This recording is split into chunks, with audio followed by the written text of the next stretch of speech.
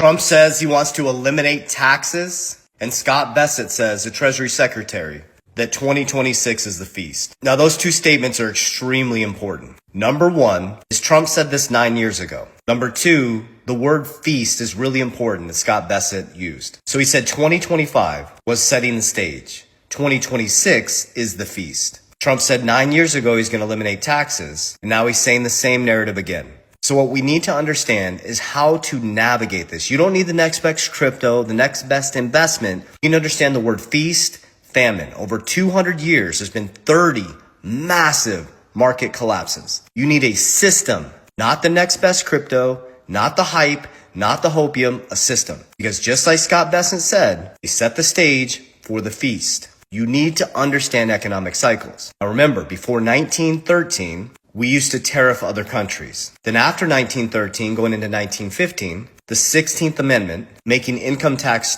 constitutional, was designed to tax the wealthy, but it bled down into the middle class and the working class. And so since 1913, the Federal Reserve, which is a federal nor reserve, has collapsed our dollars 96 to 97%. We stopped tariffing other countries and started taxing our own people, which put us into a monetary debt enslavement system. So now Trump is stating he's going to eliminate taxes. He said that 9 years ago. I wouldn't bank on any of this stuff. I would prepare. Don't wait for saviors.